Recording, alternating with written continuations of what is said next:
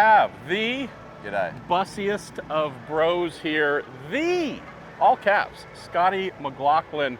We're going to do our little walk and talk, which I hope you'll enjoy. And if not, well, hopefully don't blame me for any of your failures in life afterwards. Love it. So normally I start this off, we talk about where you came from and your parents and get to know your early childhood background, but I don't want to do that to start here.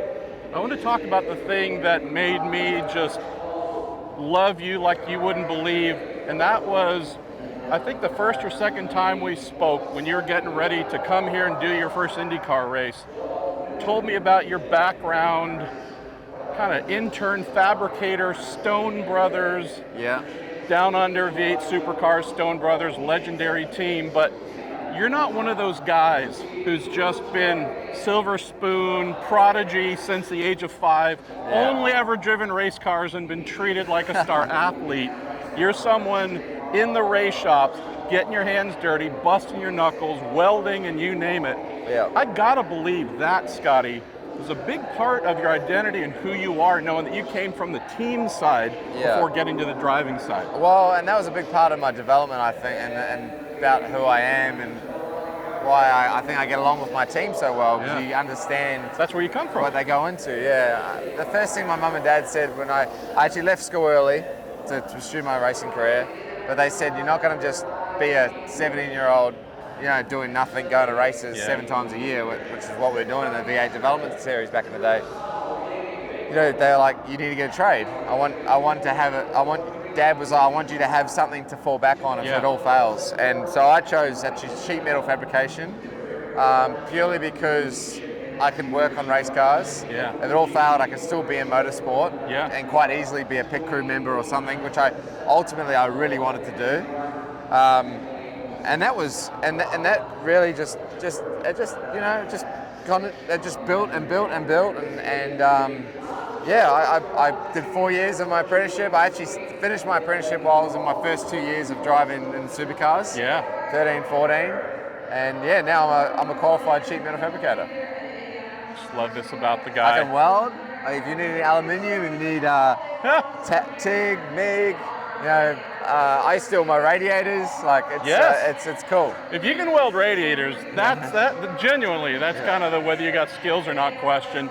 He's also kind of elbowing his crew out of the way. No, I got that. I know how to do that. Well, last time I did a radiator, the first one I did, it went on my race car and my supercar, but it had a PWR logo on it. But we used to put these covers on so they didn't earth to the bench when we did it. Anyway, when I was welding the cores on, when I pulled the covers off, I actually forgot that I put the logo on upside down, so I actually welded it upside down. So when they put it on the car, the PWR logo was upside down. Oh, I love it. So you were kind enough, you and your mom, to send some great photos over. You look like a little chipmunk with your go-kart when you must have been 5, 6, whatever years, just a little fella. But you and your family getting to come up at the racetrack, great photo you shared of one of my heroes, everybody's hero, Greg Murphy, of course. Tell me about being ingrained in this beautiful New Zealand and Australian racing culture, because it is very different from here. But what is different about it? Well, it's a lot smaller. So you know a lot more people in it. Murph, for me, Greg Murphy was an absolute idol growing up.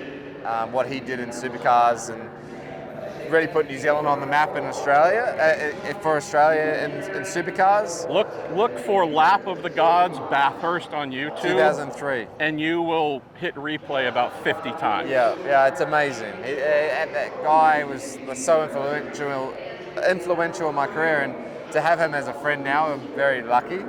And then obviously you had Scott Dixon and that, but mainly it was Murph. But I think we've always just punched above our weight because of just the way, I don't know. There's grit. There's an element of grit and self-sufficiency. From whether it's mechanics, engineers, drivers coming from down under. There's just something where you go, that's a hardy SOB. I know it. They've been through the wars in some way to get to where they are. And I think you see that, and it's just hard. It's a lot harder in New Zealand to get opportunities. You've got to move places, whether it's earlier in your career. I left home, I was 17 when I left home. I moved to Melbourne. and I was, by myself, and you grow up a lot. You think you've grown up early, but I think that New Zealand heart really just gets you into it and keeps you going. Fortunate to see you in the Dunlop series, I think on my last visit down under, Gold Coast and such. Yeah. When did you know that you had what it took to step up to the highest level there, obviously, V8 Supercar series? When did you feel like, I might have something? Oh, I had a lot of great, even when I was younger, I think it was around 13, 14, I was like, okay, I think I'm actually pretty good at this. And then it was a matter of just getting the right support and from people and sponsors, and I had some great sponsors down under, and they put a huge amount of money into my career. If it wasn't for them, I wouldn't be here. But I think I just, the last race, the last year of the Dunlop series, it was myself, Chaz Mostert, Scott Pye, and Nick Burkett, and we're all sponsored by factory teams. And like these guys are in supercars right now, and monsters. It was one of the, I don't think there's been a tougher Dunlop series since then. Kind of Indy, what we think of as Indy NXT to IndyCar, that's what the Dunlop series was to V8. Exactly, and I just that class was so gritty and so like hard, and that really set me up. When I won that championship, I had so much confidence going into my first year of the main series that I was like, I'm ready to do this. But I remember I basically had a race-to-race contract for my first year. I had a contract, but I had a clause in there if I was outside the top 15 or in the championship, he could get rid of me. Gary Rogers, he's like a very good friend of mine now and whatever. But I won my third race in Supercars at the time, and he signed me up on a 3-year deal right there on the Monday. So Gary Rogers, never forget. What a character! Yeah, a legend. So Scotty, you win Australia's Indy 500, the Bathurst 1000, championship after championship with DJR Team Penske. You could still be there now, winning, extend your career, retire, be like me, get the big old pot belly going on, but you could be there till you're 50, dominating. But there's this opportunity that came open. Did you know you were ready for IndyCar? Did you think you were ready? What were the question marks in your mind when Roger Penske said, hey kid, I got an idea? Yeah, well, I remember when I signed with Roger and Tim, I said I wanted to be in America one day. They said, well, if you win us a championship in a Bathurst, we'll take you there. And I was like, okay, well, we'll try and do that. It's hard stuff to win, right? It's like a Bathurst is like trying to win this. Sure.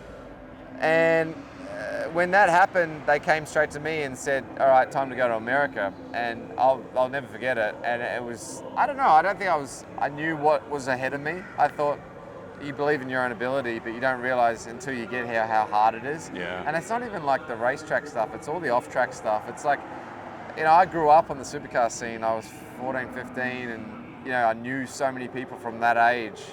When I came here, I didn't know anyone. It was weird kind of walking through the paddock. I didn't know people's names and just kind of felt like a new kid at school. Yeah. And it's quite hard, initially.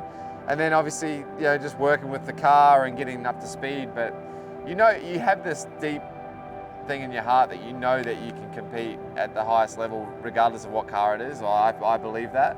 It was a matter of just, analysing my craft and getting it right and working with my teammates, and they've been all good. And it's, I'm very proud of where we've got to right now, for sure. I know you have that immense inner belief, but do you realize how much of a unicorn you are? The idea of, you had karting in your younger years and maybe like the tiniest amount of Formula Ford or something, like a little tiny bit, but truly, roof over your head, touring car type thing, lots of body movement rolling, the exact opposite of what happens here, where nothing moves and everything goes a million miles an hour. That transition to be okay and decent. We watched Jimmy Johnson try and take a lifetime of tin tops. Got most of the way there, but not all the way. You've gotten all the way. Do you realize how this is not usually how the story pans out? No, I do realize. I guess I'm just very lucky, blessed, or whatever you want to say.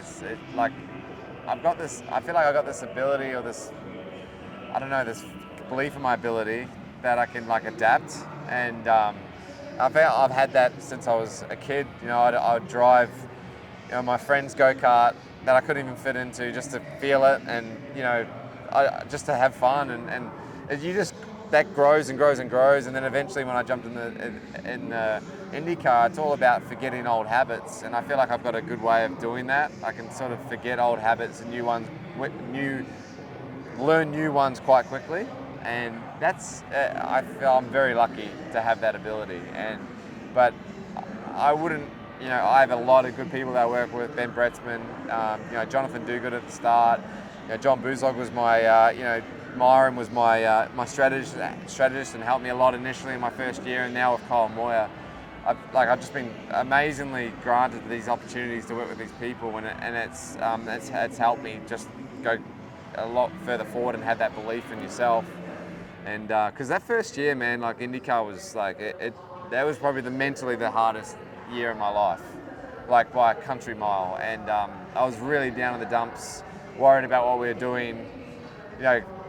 Like and I didn't need to worry about anything, but you feel like I hate upsetting the captain or making him disappointed, and he said I didn't, but I certainly feel like I did a little bit. It's applying that pressure on yourself, though, that has gotten you this far this quickly, but also the other aspect, and you alluded to it, is you don't set any mental limits for yourself. Yeah. You're not a person who says, I think I can do that, but I don't know if I'm going to aspire to that. I've seen you go about things where you go, no, everything is possible. I might not have figured out yet how to get there, but I know I can. So that belief, where did that come from? Is that a natural thing? Is that a mom and dad, the household you came up in? Yeah, that's a dad thing for sure, because Dad never let me rest on my laurels whatsoever. My dad always said, like, there's no finish line to perfection, and that's a quote that's like stuck with me for my whole life. Wow. Whether it's like off track, there's no finish line to making your life with your wife the best. You know, there's still $1 billion left when you've got 10 billion. You know, like there's so many things that you can wrap your head around with that quote. But like, you know, for instance, like if Joseph's braking at the 50-foot mark and I'm braking at the 60-foot mark, there's no reason why I can't brake at the 50-foot mark, so I just do it. You know, and then you might spin, you might do whatever, or you might crash, but you gotta find it somewhere. And if someone else is doing it, there's no reason why you can't do that. And then you ask yourself, what about the 49? Yeah. What about the 48? And it's all about massaging it and getting better and better and better.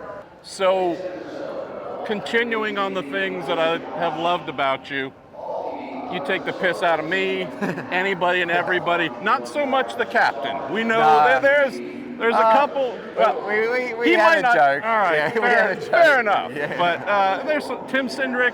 Yeah. Maybe you're not going to fill up his motor coach with ping pong balls or whatever else. But I didn't do that. All right. Yeah. But you're someone who, as you said, if you win a race, there will be beers consumed and there will be a party afterwards, because you should celebrate the achievements. Yeah. But you also have this pretty fun and light personality to you. I would have never have thought you and Newgarden would have been a perfect fit. But again, he plays kind of sort of the straight guy. Yeah. You're dressing up in every crazy ass inflatable suit, wigs, you name it. Tell me about this side of your career, brother, because I think without the Bus Bros, I don't know if you are as beloved as you've become. No, I agree. I think Bus Bros has been tremendous, even year on year. I think we started Bus Bros about this time last year, and the amount of people that yell out to me, yeah, sure, winning helps as well, but like the amount of people that like say Bus Bros and fist bumps and kids and wives and you know, husbands, like they're all, you know, been really like, I don't know, it's just different now, you know, and I feel like I definitely get accepted by the public here in IndyCar a lot more. Look, Bus Bros was it's kind of nice because you initially come here and you put this gear on and everything's perfectly pressed and crisp. Yeah, where Bus Bros is just not that, but it shows that there's a side of us that has that, and I think Joseph has always had that in him. We know that from his like incognito videos and whatnot, which I loved when I was a kid. Like not a kid, but when I was, you know, in Australia. Your old Newgarden. Yeah, I was a bit of a fan. Yeah, I was a bit of a fan, and then when we become teammates, he wasn't that guy. Yeah. But then eventually, once we had a few drinks, we sort of, you know, hung out a bit more. He sort of come out a bit, and we got this camaraderie that is very unique. Yeah. Like we definitely butt heads a little bit, like because we want to beat each other a lot. But like, there's just this point where we're like, let's chill out and have a chat or whatever. And it's definitely going to be a point. Like at some point along the way, we're going to be battling for a championship together or something like that, and it's going to get awkward. But I don't know. I just think I've never been a person that I don't. Yeah, it's just I have a good separation, and I have to thank my wife for that. Like from the racetrack to she brought another facet into my life. She's hugely influential on all aspects of your life, which I think is pretty cool. Yeah, she is. Yeah, Carly's, wouldn't be the person I am today without her, especially I don't think this trip would have been as easy, not easy, but I wouldn't have got through it, without her. It's you got to have that person. She's my person, and it's getting soppy and stuff now. But I got the tissue. Yeah. We're all good. But no, we're just a team, and it's definitely made the transition a lot easier. Do you have to tell her ahead of time your husband's going to embarrass the living crap out of himself in the next episode? You might not want to watch. Yeah. She sometimes she just shakes her head. She's like, what are you doing? But look, at the end of the day, I'm very lucky, very lucky. Let's close on this then. So you're half of the Bus Bros that people get to see. There's a super producer behind all of this who hates being mentioned, which is exactly why we're going to talk about Brian Simpson. Tell me about working with that crazy guy, because there is someone making the magic happen. Tell me about Brian Simpson and his crazy ideas. He's probably a lot. He's the guy that's probably the funniest out of us all. He creates some of the jokes and that sort of stuff, and does all the animations and the cutting and the punchiness. But we love Brian, and he's a great friend of mine now. And I think if Bus Bros is to continue and to be as funny, as unique as it is, people are going to have to thank Brian a lot for sure, the guy behind the camera.